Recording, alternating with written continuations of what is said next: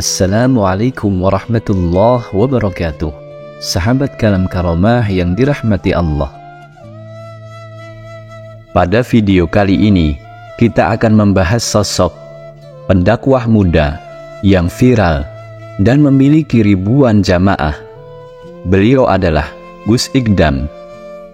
Gus Ikdam belakangan ini santer menjadi pusat perhatian di media sosial TikTok hingga YouTube berkat pengajiannya di Majelis Sabilut Taubah. Gus Ikdam adalah pengasuh pondok pesantren Mambaul Hikam II dan pendiri Majelis Sabilut Taubah yang kini viral dan dihadiri ribuan jamaah ketika pengajian rutinan.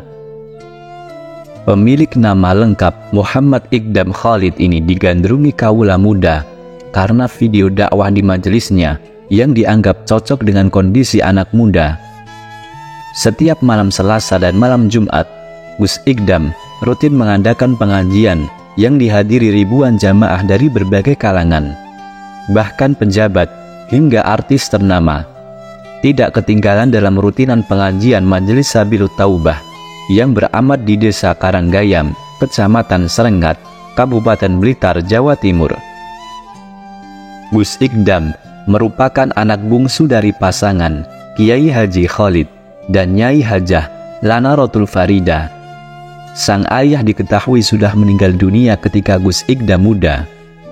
Umur Gus Ikdam saat ini menginjak 28 tahun, yang tidak lama lagi akan ulang tahun ke-29 pada 27 September 2023. Beliau kelahiran Blitar 27 September 1994. Pendidikan Gus Ikdam di lingkungan pondok yaitu belajar ilmu agama di Pondok Pesantren Al-Falah Ploso, Kediri, Jawa Timur. Gus Ikdam mengatakan bahwa ia adalah santrinya Gus Kausar. Bisa seperti ini karena nyantri di Gus Kausar, terang Gus Ikdam. Sebelum mondok ke Ploso, Gus Ikdam banyak mengaji kepada Kiai Haji Diyauddin Az-Zamzami atau Gus Diya, pengasuh pondok pesantren Mambaul Hikam, Mantenan Undanawu. Gus Diya, yang bagi Gus Ikdam sudah seperti ayahnya sendiri, merupakan saudara dari ibunya. Gus Ikdam pernah bercerita kalau dirinya hanya tamatan SMA yang enggan kuliah karena masih kurang dalam belajar agama di pondok, sehingga setelah lulus SMA, beliau melanjutkan mondok kembali. Usai belajar agama di Pondok Pesantren Al-Falah Ploso, Gus Ikdam kembali ke kediamannya dan mendirikan Majelis Ta'lim Sabilut Taubah pada tahun 2018. Pada 14 Februari 2021, Gus Ikdam menikah dengan Ning Nila. Ia merupakan putri dari Kiai Haji Thoha Widodo Zaini Munawir dari Pondok Pesantren Lirboyo, Kediri, Jawa Timur. Gus Ikdam dan Ning Nila dikaruniai seorang putra bernama Ahmad Novel Zubaidi Al-Munawir.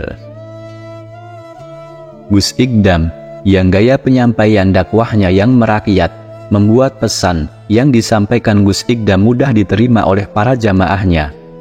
Terbukti dari 7 orang jamaah pada awal berdiri, saat ini sudah ribuan bahkan ratusan orang telah mengikuti pengajian seorang pendakwah muda Gus Ikdam. Gus Ikdam mengatakan bahwa dulu waktu awal mulai Majelis Sabilut Taubah hanya bersama 7 orang. Orang 7 itu tidak ada yang memakai sarung. Gus Ikdam memulai Majelis Sabilut Taubah setelah di lingkungannya meminta. Saat itu ia masih kerap menerima undangan ngaji di Lampung, Sumatera. Dimulai dari obrolan warung kopi yang kemudian dikonsultasikan kepada gurunya. Gus Ikdam merintis Majelis Ta'lim. Beliau melihat harus ada yang mendampingi kaum muda, terutama mereka yang terlanjur dicap sebagai para pemuda madesu. Harus ada yang mengantarkan ke jalan pencerahan. Langkah yang diambil Gus Ikdam tidak langsung berjalan mulus. Di awal berdirinya majelis ini, tidak sedikit yang meragukannya. Namun dengan mendapat dukungan dari Gus Diya, kendala yang ada justru menjadi penyemangat. Di awal sempat didebat ilmu agama bersimpangan dengan kenyataan dunia, kenang Gus Ikdam. Perlahan dan pasti, Majelis Sabilut Taubah yang berlokasi di Karanggayam terus berkembang. Jumlah jamaah dari hari ke hari terus bertambah. Gus Ikdam ngaji rutin seminggu 2 kali, setiap malam Selasa dan malam Jumat. Ia mengedepankan tema-tema akhlakul karimah. Meski positif mendatangkan banyak jamaah yang ingin bertaubat, pendekatan ini juga menuai kontroversi pada sebagian kalangan. Majelis yang didirikan pada Desember 2018 mengalami perkembangan yang cukup pesat. Jika awal jamaahnya hanya terdiri dari 7 orang, maka saat ini sudah ada sekitar 1.000 orang lebih, dan pastinya jamaahnya nyentrik. Majelis Sabilut Taubah berdiri di bawah naungan Pondok Pesantren Mambaul Hikam II, cabang Mantenan. Gus Ikdam selaku pengasuh majelis tersebut mengaku bahwa majelisnya masih jauh dari ideal, akan tetapi dalam ngaji itu yang terpenting adalah niatnya. Sabilut Taubah sengaja dipilih karena memang majelis ini diperuntukkan bagi kaum muda, yang artinya jalan taubat. Jalan pertaubatan dipilih Gus Ikdam karena memang mayoritas jamaahnya adalah anak-anak berideologi jalanan, anak marginal, dan selalu berurusan dengan kriminal. Menurut Gus Ikdam, jika dalam majelis tersebut terdapat anak dengan tato atau berlatar belakang anak malam, maka tak usah bingung, karena memang demikian faktanya. Sabilut Taubah berawal dari anak-anak yang doyan ngopi dan rokok. Lalu akhirnya Gus Ikdam menyeting agar di dalamnya perayaan ngopi tersebut terdapat ngaji. Kata Gus Ikdam, ngaji itu ngatur jiwa, ngopeni ati, ngolah fikir, atau juga berarti mencharge ruhani. Gus Ikdam menjelaskan pada jamaahnya bahwa bekerja itu ibarat mobil, sedangkan untuk menggerakkannya butuh bensin. Nah, bensin itu adalah ngaji. Bagaimana mungkin kendaraan bisa berjalan jika tanpa bensin? Maka perlulah agar hidup ini berkah, kita juga harus memperhatikan ngaji. Tak lain dan tak bukan, agar hidup ini berkah selalu berorientasi ibadah kepada Allah Subhanahu wa Ta'ala. Ngaji juga berarti madani ati, orang yang tengah jauh dari Tuhan dan dalam keadaan gelap gulita, maka perlu untuk ngaji. Tidak mungkin selama hidup hanya untuk maksiat terus. Perlulah ngaji agar pertaubatan dapat terbuka lebar pintunya. Inilah ciri aswaja yang memiliki kecenderungan mengajak, bukan mengeluarkan, merangkul, bukan memukul, atau selalu mengajak untuk kembali. Rahmat Tuhan begitu luas dan pintu-pintu taubat tak pernah tertutup selama hambanya mau. Jika kita simak secara singkat ketika mengikuti pengajian Gus Ikdam, maka banyak hal menarik yang bisa dicatat. Pertama, secara infrastruktur, bangunan banyak yang baru. Ini pertanda perkembangan begitu sangat pesat. Di sisi lain, akses parkir dan badan jalan begitu luas, walaupun mungkin di bagian dalam jamaah harus puas melihat majelis dengan layar proyektor. Kedua, majelis ini dijalankan secara swadaya oleh santri dan masyarakat sekitar. Mereka menyiapkan tempat, sound, hingga tikar secara kompak bersama. Selain itu, mereka juga menyiapkan kopi untuk semua jamaahnya. Hal inilah barangkali yang tidak ditemukan di majelis taklim lainnya. Ketiga, majelis ini tidak hanya sekedar taklim, akan tetapi terdapat sholawat dan zikir yang mengajak jamaah untuk selalu mengingat kepada Allah.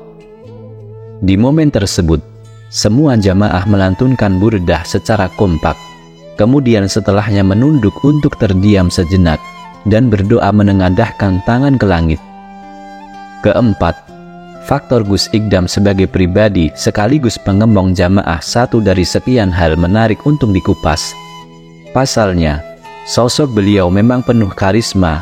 Selain memiliki wajah tampan, beliau juga mampu mengkontekstualkan ceramahnya menjadi lebih dekat kepada kaum milenial. Gus Ikdam, yang juga masih luriat Pondok Mantenan, merupakan putra Kiai Haji Khalid almarhum dan ibu Nyai Hajah Lam'atun Walidah, serta masih bersambung nasab dengan Kiai Haji Diyauddin Az-Zamzami, Guson Haji Nawal Karim Zubaidi, Kiai Haji Zubaidi bin Abdul Ghafur, hingga Kiai Haji Abdul Ghafur pendiri Pondok Mantenan. Kelima, barangkali inilah salah satu majelis yang kapan hari akan membuka ruang diskusi sekaligus membuka ladang ekonomi bagi warga sekitar. Dengan adanya majelis tersebut, warga akan memunculkan ide kreatif untuk memberikan jasa atau bisa disebut kebangkitan ekonomi kerakyatan. Hal itu dibuktikan dengan adanya penjual kopi, makanan ringan, hingga baju. Ada banyak hal mengenai Majelis Sabilut Taubah ini. Di antaranya bahwa Majelis Sabilut Taubah tersebut serupa dengan ma'iyah atau perkumpulan orang-orang dengan beragam latar belakang. Majelis tersebut sengaja dibawakan dengan gayeng agar suasana riang gembira dan meninggalkan kesan formal. Di sana jamaah tidak merasa canggung, mereka justru merasa terwadahi dan memang seperti tempat curhat dalam skala besar. Hal demikianlah sekaligus melahirkan konseling kelompok dalam istilah psikologi. Jamaah merasa diberi ruang untuk didengar dan dikuatkan secara keilmuan. Malam kebaikan itulah barangkali menjadi kesan tersendiri bagi jamaah yang oleh sebagian kalangan justru terpinggirkan. Oleh karena itu, dampak dari majelis yang egaliter justru bisa lebih ampuh sebagai kontrol sosial daripada hanya sekedar himbauan atau penghakiman. Dari Majelis Sabilut Taubah inilah kita bisa belajar bahwa sejak dulu agama memang datang untuk merangkul, bukan untuk memukul. Ajaran Islam datang dengan kelembutan dan penuh kasih sayang. Agama menjadi sumber rahmat yang terus memancar dan menyediakan solusinya. Seberapapun dosa yang diperbuat, jika taubat menjadi tujuan utama, maka Tuhan akan membuka pintu maafnya. Lewat majelis seperti inilah barangkali memang Tuhan lebih dekat dengan pendosa daripada kepada orang yang sombong.